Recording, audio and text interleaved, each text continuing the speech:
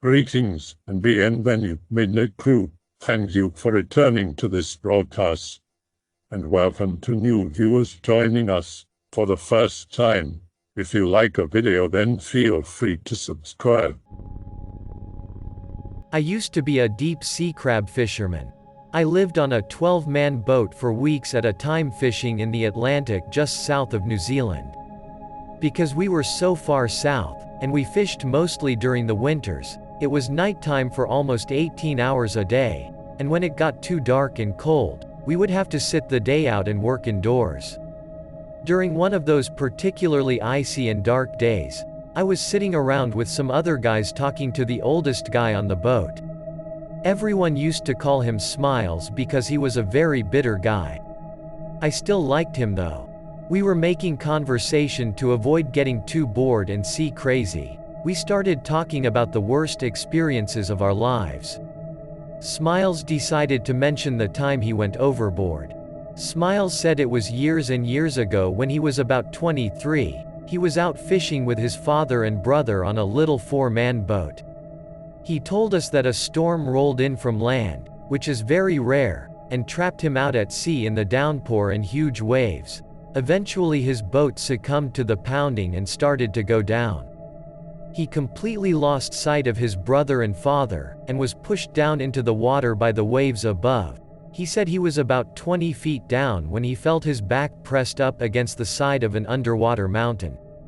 Of course, this didn't make sense because he was fishing over an extremely deep point in the ocean. South of New Zealand is extremely deep black water.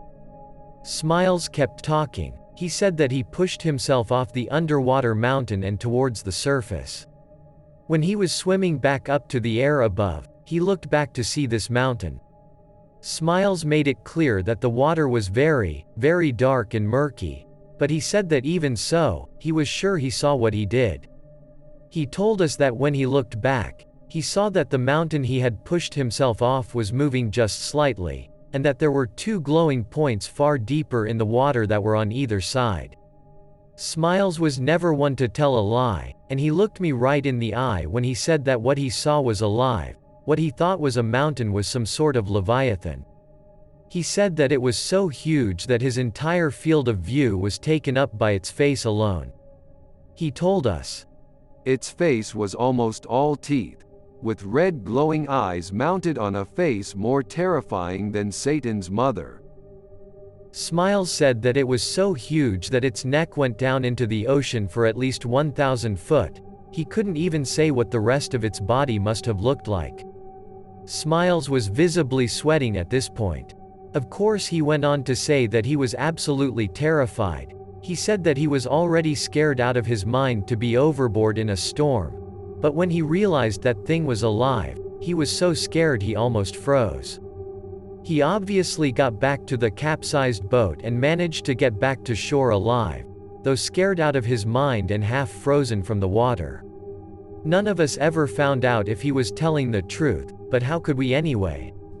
I had trouble sleeping that night with the knowledge that I was in the same ocean that Smiles spoke about. I have had nightmares about his tale. I really hope he made it all up.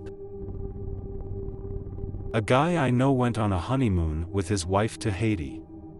As they were driving down a road, they saw what looked like an accident ahead. Dead bodies and luggage were around the car. His bride told him to slow down and help. He carried on.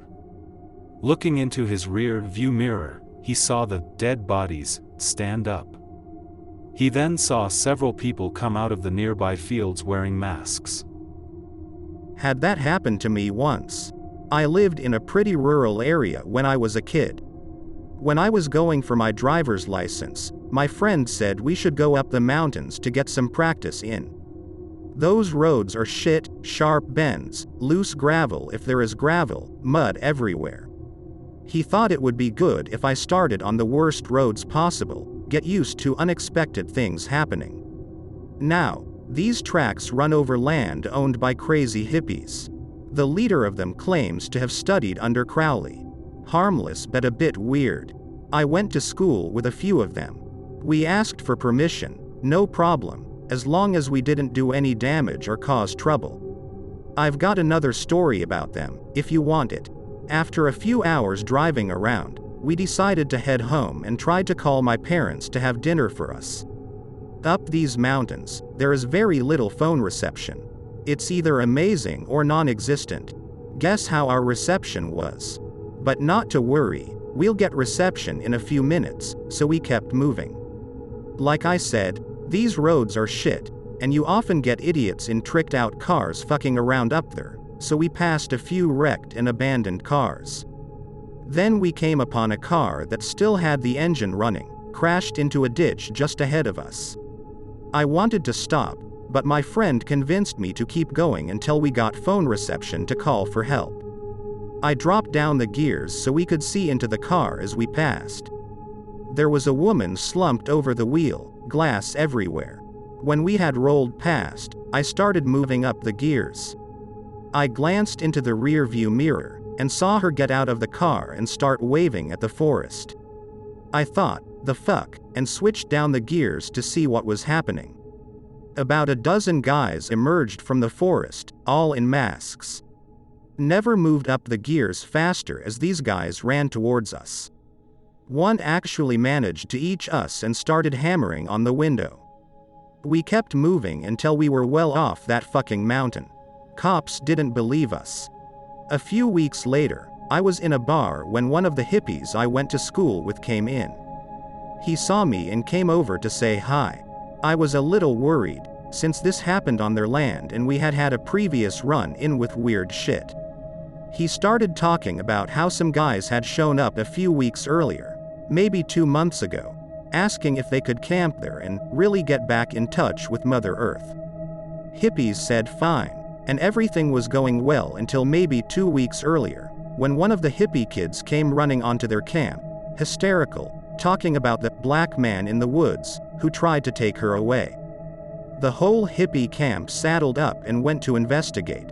They found the other crowd's camp, and their extensive weapons collection. The hippies drove them out and burned what was left. Never told the cops. Creepy hippies, please. Are you asking about my previous run-in with them? Alright. Well, there was this old hospital near where I used to live. It started as a tuberculosis hospital, then was converted into a mental institution, and then into an old folks' home. Then they shut it down entirely. One of my college friends was a photographer, urban explorer graffito, and when he heard abandoned mental institution, he wanted in. It's all closed off, but there's no security besides the fences. It's easy to get in. So in we went. During the day, obviously. And we were there for hours, just exploring and looking over stuff.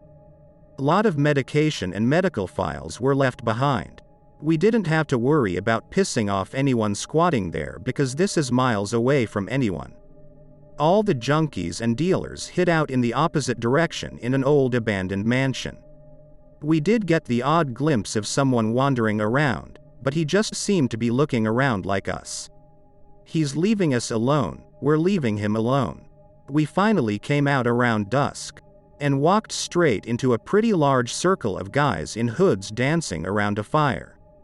That was a little awkward. Needless to say, they weren't too happy at some outsiders wandering in.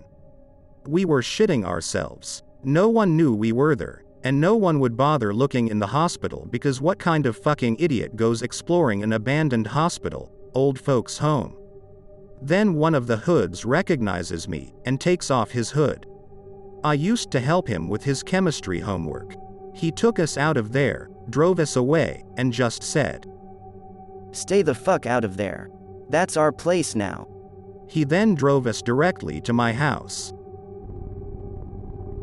Was in jail with a guy whose profession was a grave digger, owned plots of lands used for cemeteries, and he dug graves and assisted in the burial part where they put the body in the ground. He told me some spooky stories. He was like 50 with no reason to lie. Would be working in the graveyard and see candles lit on the other side late at night when noon was out. Go down to the other side to check it out. Now candles are lit on the side he was at before. Vice versa, candles always lit but never upon approach. Another one. transporting a body in a hearse. Bodies must be in the ground before dark. A lot of traffic, so they are very late. It's dark when they are putting it in the grave. Pouring rain. As they are putting it in the ground, hear loud knocks from the casket. Finally, as they lower it, it lifts up and shifts downwards on its own. Had to weigh at least a ton. Says he got up, left, and never worked that job again. There's a local legend of a mortician in training. One night he received a body very late. He started the formaldehyde pumping process. Once the machine was going, he left the room the body was in and tried going back to sleep. Before he could doze off, he heard a thump on the floor. Upon re-entering the room with the corpse, he realized the IVs had fallen out of the corpse's veins.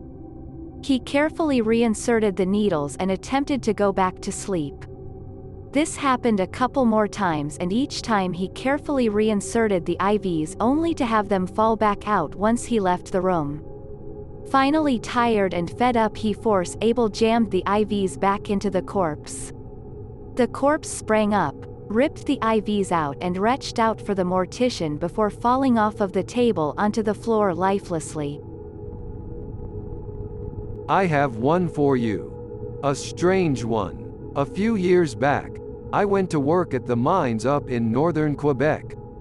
It's harsh work and you're isolated, but it pays really well and you get both free rent and food while you're there, so if you can handle it, it's definitely worth it. Still, it gets pretty lonely up there, especially during the holidays. So, it's Christmas Eve and we have the day off tomorrow, so we're partying in the common house, which is kind of a bar and dining room at the same time.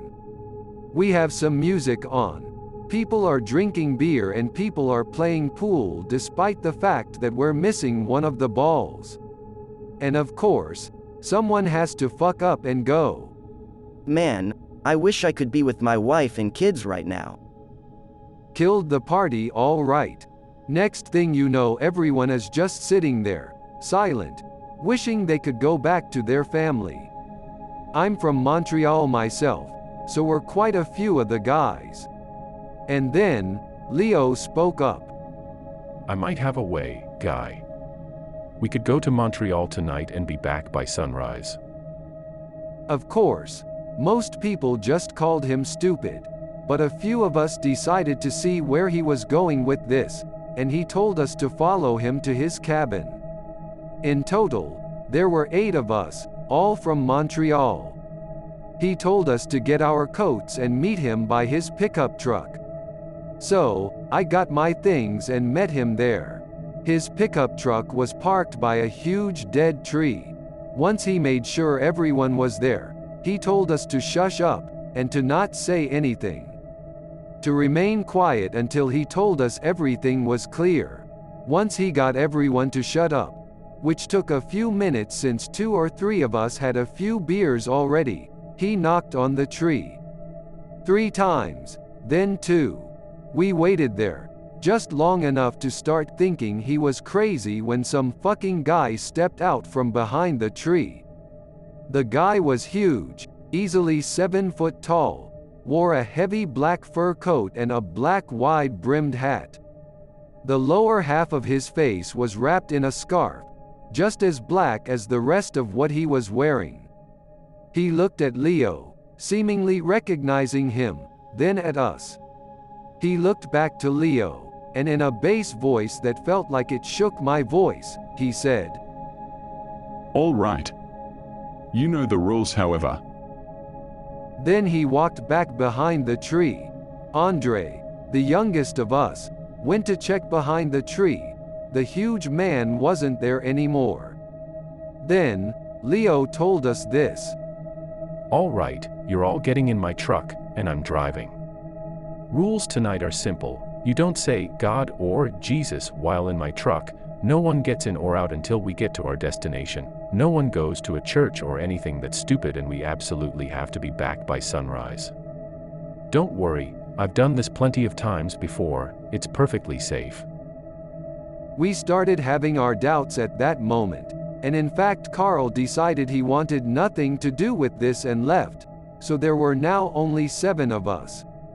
We piled up into the truck and Leo drove off into the night. Anyway, everything seemed normal for the first 2 minutes of the trip, then Leo turned onto a dirt road. Now, I want you to understand something. Northern Canada is a fucking wasteland. There is nothing up there. If you get lost, you're pretty much dead, and most dirt roads lead nowhere. They're usually the result of people driving off to go get wasted in the woods or the lumber industry making its way into the forest. So, you can understand why a few of us got nervous when he decided to follow a dirt road in the middle of the night in winter. Still, he shushed us and reminded us not to say the forbidden words. Then, we saw something. Far, far ahead, there seemed to be a light. Like a dancing blue flame, far in the distance. Leo didn't seem to be driving all that fast, yet sometimes the trees around us seemed to zip by at lightning speed, while at other times too slow to a crawl. The dirt road seemed to curve and twist. And, weirdest of all, we kept passing people on the side of the road. In the dead of winter, in the middle of nowhere, people are just walking on the side of the road, sometimes wearing nothing but rags. Andre said we should stop for them. Leo called him stupid and told him to sit back down. After about an hour of this, the light disappeared and we arrived at the end of the dirt road, where it connected to another road going across it. Leo turned right on it and a few kilometers in front of us we could see the Jacques Cartier Bridge. We looked behind us, and couldn't see the dirt road. We seemed to be on a highway. So, we got into town.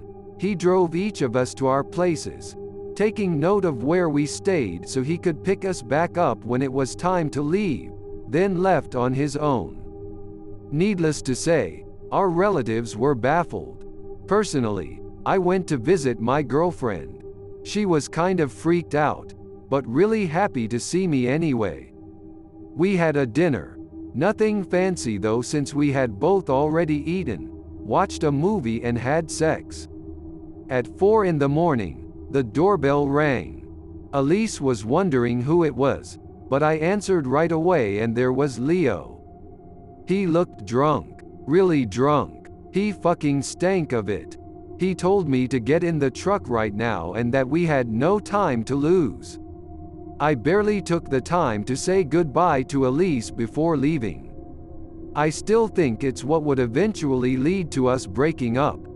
Me showing up out of nowhere, then fucking off without a proper goodbye. So, I got into the truck. 5 of us. He needed to pick up 2 more. Thing is, he decided he didn't feel like it. He wanted to go home. We had no clue what would happen if he didn't pick them up, and it took over half an hour of arguing and even threatening to get him to pick them up. By the time we left Montreal, it was 5:15 a.m. We'd be back just in time for the sunrise. So, Leo got on the highway, then drove into a dirt road. Seemingly not the same as the one we had arrived from, but as soon as we were on it, the light reappeared and he followed it. At least for about 20 minutes, and that's when everything went to shit. At some point, we slowed down, though we weren't aware of it at first because of the surreal feeling I had explained earlier. It became clear that it was Leo slowing down though, and eventually he stopped. The people who had been walking alongside the road began approaching the truck. I noticed they were really fucking pale. He looked at us, then said, "Give me a minute, guys, I need to go take a piss." Then grabbed the door handle. Guy was quick enough to grab him and stop him. However, somehow, we managed to wrestle him to the back of the truck and I took the driver's seat, driving, following the light like he had. That's when he started cursing. Cursing like a fucking sailor. and everyone freaked out, knowing he would eventually say, Jesus, or God. Suddenly, someone stuffed a sock in his mouth and two of the guys were holding him down. We drove like that with him freaking out in the backseat for about half an hour when something hit me in the back of the head. I didn't realize it then, but the others told me it's Leo who kicked me in the back of the head. Still, the road was icy and bumpy, so that was more than enough to make me lose control of the truck. The last thing I remember is us crashing into a snowy ditch. I woke up in the common house on a sofa in the morning. The other workers had found us in a snowbank outside, passed out. They were worried we had died of hypothermia or something, but turns out we were all right, just a bit cold and shaken, as if we had just passed out there. I looked around and noticed Leo was missing. They told us he had gotten up this morning and left to go work in another work camp. He had left in his truck, driving north. We would call the one work camp further north later on to check on him. They say he never came in. Never heard of him again. I'm still not quite sure of what happened that night. Maybe we all imagined it. Maybe we were drunk. Maybe it was a prank. Still, to this day, I freak out a little when a large man walks up from behind me, and I still have dreams of the light in the distance, dancing and taunting us as I seek the road back to my home. Story that my dad told me. Dad had a fucked up childhood. His dad, my granddad, was an alcoholic nutcase. My dad had to watch his dad drinking with his friends. My granddad's friends were weird guys. This one guy once said that he can hit a big nail through his hand, and he wouldn't feel pain and he wouldn't get scared. Challenge accepted. The guy had this huge nail that was used in railroads to pin the tracks together. Picture related. So the guy kept his promise and ran the huge rusty nail through his palm. He nailed his hand to a table. Everybody was shocked, even my dad, who was like under 15 at that time. The guy just pulled the nail out of his hand, and there was no blood or scars. The rest is history. Creepy sea experiences thread? I'll bite. About 13 years ago I was on vacation in Europe, close to Armenia. I was actually in Azer at the time. It was one of my father's dreams to look at the Caspian Sea during the sunset, because the view is meant to be something you'll remember for the rest of your life.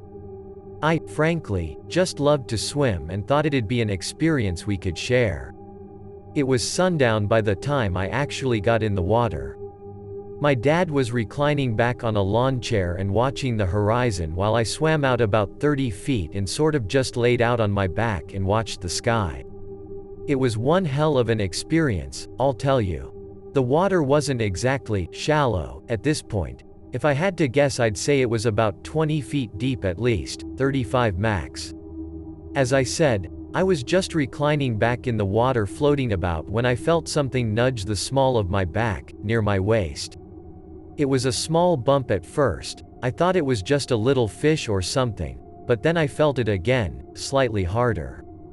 I still ignored it. The third time it hit me, it was noticeably hard, harder than any of the small fish could hit me.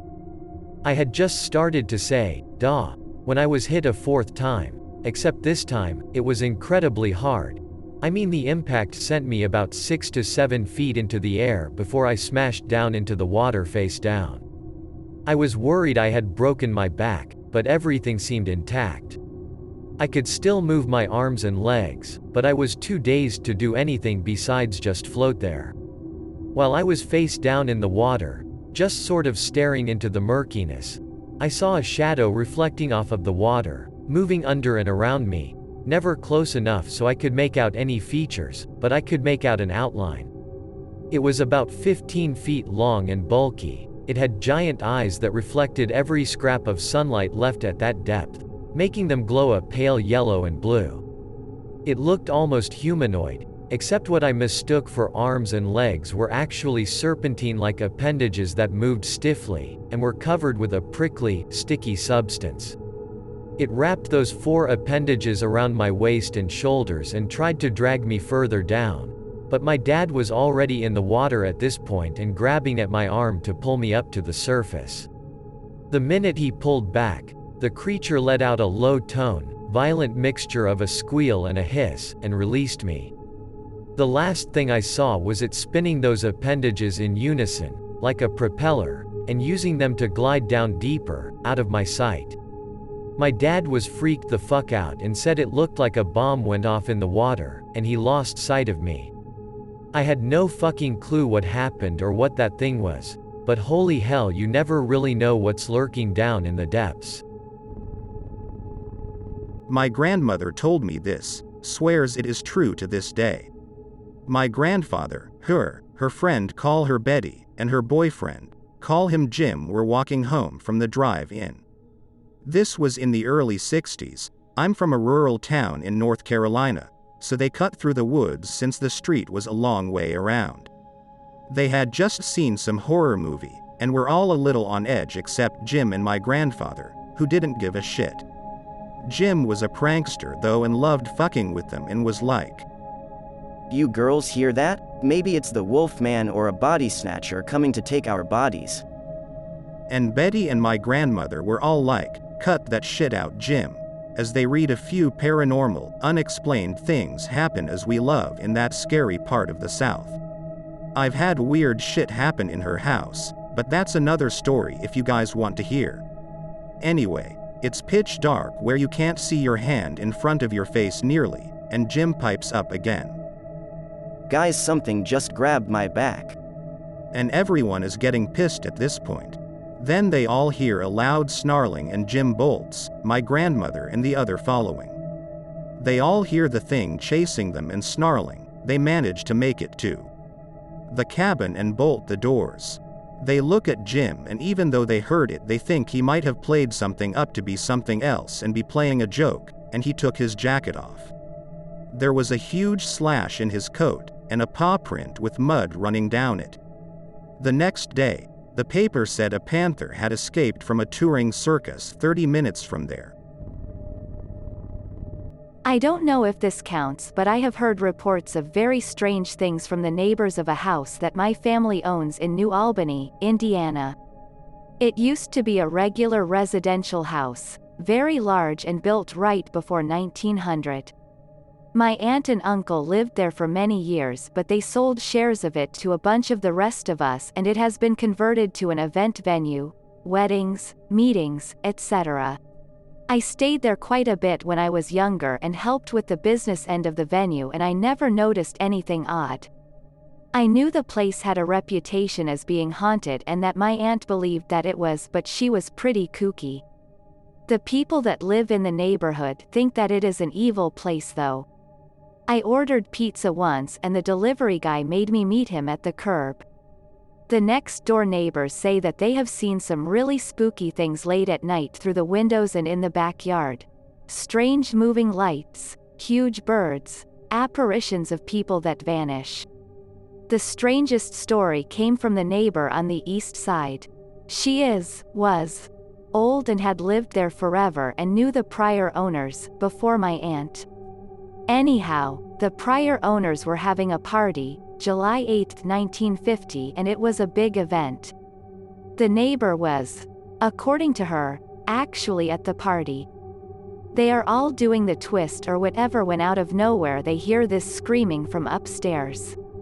It is a woman's voice and the screaming is just blood-freezing awful. A few of the men rush up the stairs to the upper floor to see what is what.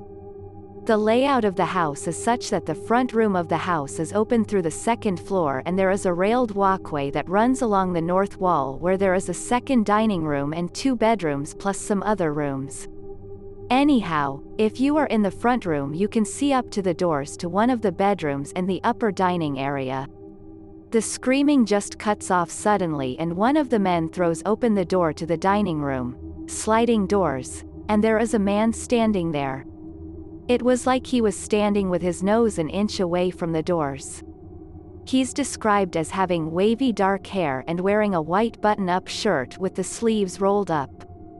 He looks down on the crown in the room below, shakes his head and then fucking vanishes. Just, gone, poof. Everybody freaks out. Some of the sterner guys search the upper floor but do not find anyone. The neighbor said that she went into the dining room about 10 minutes later and it was like walking into a freezer.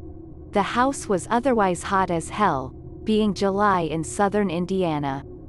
I know the date of the party because the neighbor has a newspaper clipping that reported on the incident, shocking apparition, and all. Anyhow, that's it. Like I said, I have never seen anything or felt uncomfortable in the place. But maybe I have not been there enough.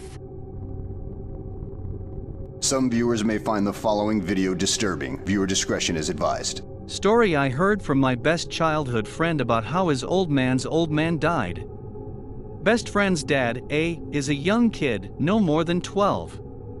He's with his dad, my friend's grandpa, I'll name him B. They're working on fixing some kind of utility truck together in their garage.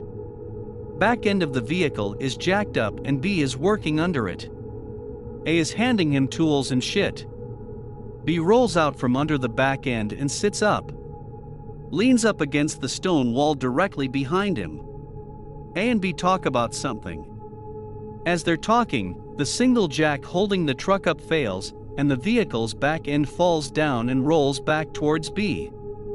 There is just enough time for them to make eye contact. It's just a split second, but B knows he's fucked and it's on his face. I can see it. B's head gets smashed between the wall and the metal bumper. I sees the whole thing. Needless to say, there were parts gushing out from other parts, and there was plenty of blood. I was pretty close to the family, but they're in another state now. You wouldn't think it to look at the guy, but A is a hard-ass motherfucker. Same could be said for his son, my friend. Just a weird turn of events, the way it was told to me anyways. I hope that you enjoyed tonight's broadcast. If you enjoyed tonight's story, then please subscribe to the channel as more Greentext will appear daily. A new broadcast will appear when the clock strikes midnight Central Time.